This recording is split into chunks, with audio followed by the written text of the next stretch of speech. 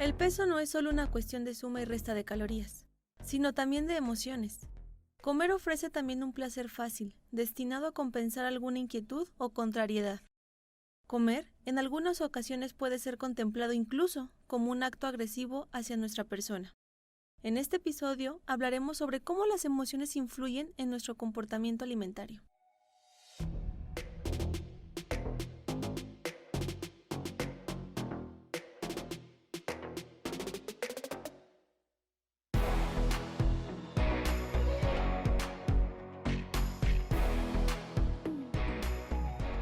En esta ocasión iniciaré con una historia, un fragmento de la vida cotidiana por la que pasamos muchas mujeres. Hombres, no se desanimen que también abordaré un poco de cómo lo viven y cómo se manifiesta. La historia dice así. Hoy me vi en el espejo. Detenidamente observé cada parte de mi cuerpo y comencé a sentir una sensación incómoda en el pecho. No la tenía claramente identificada. Era una especie de opresión. Mi estado de ánimo cambió repentinamente. Me sentí cabizbaja, poco agraciada. Comencé a remarcarme mis inseguridades y a decirme cosas que nunca antes alguien me había dicho, por lo menos no verbalmente. ¿Quién te va a querer así? Estás flácida, mira qué gorda estás. En ese momento, al tomar conciencia de lo que estaba pasando por mi mente, me di cuenta que esa incomodidad en el pecho era vergüenza de mí misma.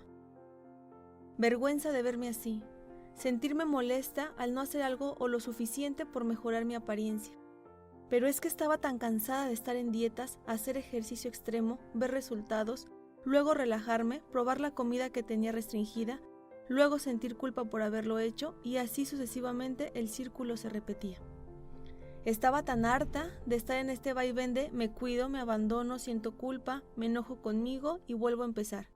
Me cuido, me abandono, siento culpa, me enojo y así sucesivamente. Entre esta lucha, tomé la decisión de abandonar el cuidado nutricional, dejar de seguir planes alimenticios, no quería saber más. Vive el ahora, me decía. Comía lo que me apetecía. En ocasiones, llegué a tener atracones. Confieso que me sentía bien por momentos, aunque después el cuerpo me cobrara la factura. Estos cambios repentinos de hábitos tenían sus consecuencias. Llegué a sentirme con pesadez, extremo cansancio, una digestión lenta, inflamación, insomnio, etc. En ese momento las circunstancias me obligaron a verme de nuevo, a prestarme atención y no me gustó lo que vi. No me sentía bien conmigo misma, no quería estar ni sentirme así. ¿Qué podría hacer? Sabía que necesitaba la ayuda de un profesional para retomar mis hábitos, o eso creía. Hice la cita con un doctor nutricional, y en la cita comencé a compartirle la historia de la comida, los cambios bruscos por los que he atravesado, esta lucha de tener fuerza de voluntad, la dualidad de disfrutar y a la vez sentir culpa. Me di cuenta que a quien debía prestarle atención era a mí misma. La comida solo era un ejemplo de cómo me sentía internamente. Un torbellino lleno de emociones que no sabía qué hacer con ello y que la comida era el medio para calmar mi angustia, mi desesperación, mi dolor. Entonces descubrí que lo que comemos nos afecta, pero afecta aún más lo que pensamos, lo que sentimos, lo que vivimos y cómo interpretamos lo que nos pasa. Nuestra relación con el cuerpo y la comida es un reflejo de nuestra relación con nosotros mismos, y de esto trata el episodio. Existen una serie de factores genéticos, físicos, nutricionales, hormonales que influyen en el cuidado del peso. No es solo una cuestión de aritmética de suma y resta de calorías, sino también de emociones. Puede reflejarse en una delgadez extrema, desnutrición o sobrepeso. En esta ocasión nos vamos a enfocar en la parte emocional. No se trata de considerar el peso como el problema o generalizar, sino de comprender y darle un lugar a las emociones y la forma en que nos relacionamos con ellas a través de la comida. El acto de comer en sí es placentero. En todos los escenarios sociales, la comida es un medio para compartir, para convivir, para estar con el otro, lo que puede llevarnos a una forma de consuelo, de distracción o de disfrute. Lo importante aquí es desde dónde elegimos, si por nuestro estado de ánimo, para ser parte de algún círculo social, porque lo necesito entre comillas. Las emociones influyen en la elección de los alimentos. Cuando sentimos sensaciones difíciles de reconocer como lo es la ansiedad, la angustia, la desesperación, inseguridad de nosotros o por los planes que están en puerta, cuando estamos en duelo por la pérdida, ya sea simbólica o real, por ese dolor que genera la ausencia, y es cuando nos sentimos más solos, con ese vacío que nada puede llenar. No es casualidad que se nos antoje alimentos dulces. Ahí es cuando hay que prestar atención. ¿De qué forma estamos quitando ese sabor amargo? No hay ningún alimento, persona o fuga que nos quite esta sensación. Solo estamos aplazando lo inevitable y sobrellevándolo de diferentes maneras. Mientras las mujeres lo expresamos con palabras y el ataque es hacia nuestra persona, los hombres culturalmente no tienen permitido mostrar su vulnerabilidad. Así que aunque las emociones sean las mismas, suelen manejarlo de forma diferente. Por ejemplo, todo aquello que les cuesta trabajo digerir, lo transportan al exterior. Suelen utilizar el control con el afán de que no sobrepase la situación sin que la puedan manejar. Dedicarle más horas al trabajo, con impaciencia, sobre todo por las cosas a resolver. En ocasiones, el consumo excesivo de alcohol, sobre todo socialmente, que es el medio para disminuir el malestar. Lo cierto es que todos llegamos a pasar por esas famosas ansias de determinados antojos. El despertarnos en la madrugada y medio dormidos buscar alimentos por lo general con azúcar. Comer desesperadamente. Nos pueden dar un indicio que estamos comiendo desde la emoción y no necesariamente desde la necesidad del hambre. Los kilos pueden desempeñar un papel de caparazón. La doctora Stefan Klerget menciona que estos tienen la finalidad protectora contra las agresiones externas, de abusos y de malos tratos, de rebeldía hacia los estereotipos sociales, de tener un lugar y de reconocernos, de protección hacia la violencia física y en ocasiones de abusos sexuales. En caso de que se identifiquen con ello, podemos preguntarnos de qué nos estamos protegiendo, a qué tememos, o qué y a quién queremos demostrar. Podemos visualizar la forma en cómo nos relacionamos con la comida y todas las expectativas que depositamos en ella. Muchas de las veces lo hacemos con el deseo de obtener aceptación, cariño, validación, etc. Al no reconocerlo, nos hacemos daño. Por fuera, también podemos notarlo cuando alguien vive con anorexia, bulimia, comelones compulsivos o cualquier otro padecimiento sin causa aparente. Cuando padecen la enfermedad del hambre del cariño. ¿Qué podemos hacer? El primer paso sería reconocer si estamos en estos círculos de lucha y agresión hacia nuestra persona e identificar las emociones que están enmascaradas. Por ejemplo, la tristeza es un elemento clave de la depresión. Aunque a veces no se haga evidente, al hacer como si no existiera buscamos consuelo en los alimentos, como si el alimento reemplazara el afecto, o cuando la ansiedad se hace presente. Y aunque no todos la experimentamos de la misma manera, habitualmente es un temor o un peligro real o imaginario donde nos sentimos amenazados.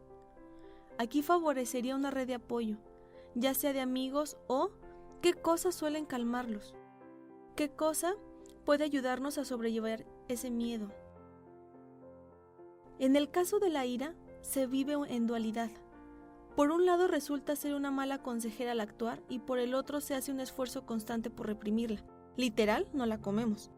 Lo que podríamos hacer sería verbalizarla o escribir todo aquello que nos cause enojo y canalizar esa energía con alguna actividad física. Lo anterior puede servirnos como ideas clave para darle un lugar a lo que sentimos y quizá ahora sí podamos reconciliarnos con la comida, pero principalmente con nosotros mismos.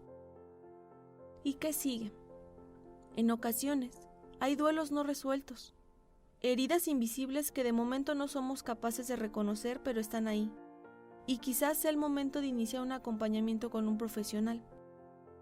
Si aún no consideran que sea su momento, pueden iniciar con un diario personal, con la finalidad de que se vayan conociendo aún más. Reconocer cuando llegan esos arranques, antojos inmediatos. ¿Qué estoy sintiendo? ¿En qué situaciones se despiertan? Hacernos cargo de nosotros mismos implica hacer alguna actividad que disfrutemos, a cultivar la alegría y poderla compartir. El manejar la culpa no se trata de prohibirnos, sino de permitirnos. Dejamos de luchar cuando comprendemos que los alimentos no son nuestros enemigos. Todos los necesitamos para vivir. Son nuestro combustible, nuestro material de construcción y de renovación. A veces dejar nuestra guerra interna implica aprender a soltar amarras, y con esto me refiero a escuchar nuestros verdaderos deseos y no precipitarnos creyendo que es la comida. A continuación, dejaré unas preguntas de reflexión con la finalidad que hagan un balance de sus deseos y si esto los está nutriendo, de lo contrario por ahí podríamos empezar. En el trabajo, ¿hago lo que me gusta? ¿Qué tanto de mi tiempo se lo dedico a ello? ¿Qué podría abonarme en organización, por ejemplo, horarios, días libres, etcétera? En mis relaciones profesionales, con el salario y los proyectos profesionales, lo que es posible y cómo realizarlo. En el aspecto de la salud, ¿cuándo fue nuestra última revisión? ¿Tienen alguna actividad de ocio? ¿Qué podría ayudarte a mejorar tu condición de salud? En caso de tener pareja, ¿suelen dedicarse tiempo juntos o compartir un pasatiempo en común? ¿Cuentan con algún proyecto?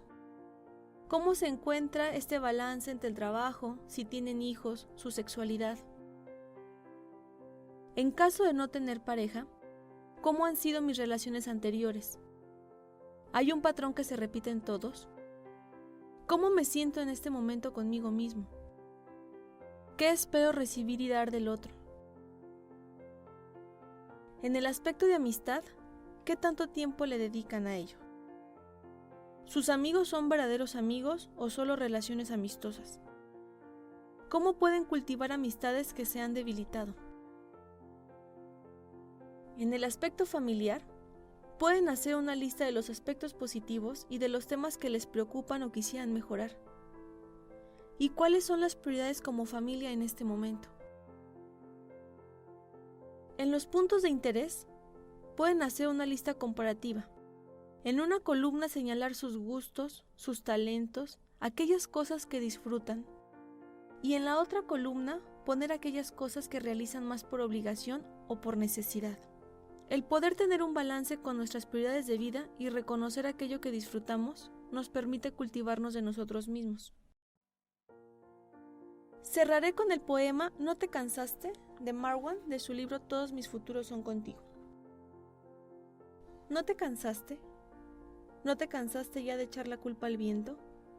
¿De escudarte tras las puertas que te cierran? ¿De hacer caso a quien te impide hacer tu vida? El frío solo se siente quien tiene la costumbre de acercarse demasiado a lo que otros esperan de ti, o quien encara sin armas la llegada del invierno. Y me dirás, ¿y cómo se abriga uno contra los reproches? ¿Cómo te abrigas tú contra un puñal de la crítica? ¿Cómo huyes de un corazón roto?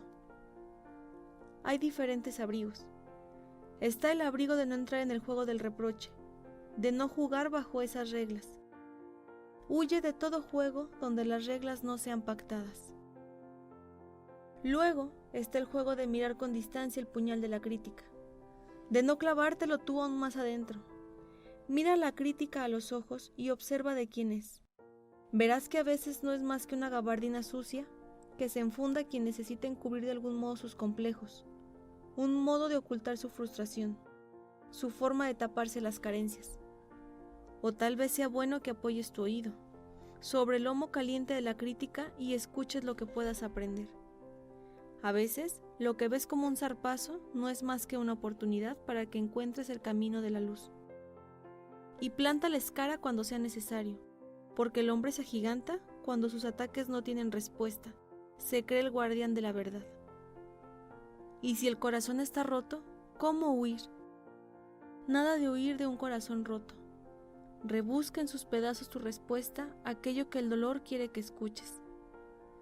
Recuerda que alguien solo se va de tu lado cuando ya has aprendido de su compañía todo lo que tenías que aprender. Como el pez que estando en tu plato solo deja raspas, nada más puede ofrecerte. Recuerda que cuando algo duele demasiado es porque una y otra vez no aprendiste lo que tenías que aprender. Amar, amarte, a decir no. A aceptar que no quedan brasas donde soplar, a dejarlo ir. A asumir que te equivocaste y quisiste a quien no se lo merece, o simplemente que hay cosas que se acaban. No te escudes en las puertas que te cierran.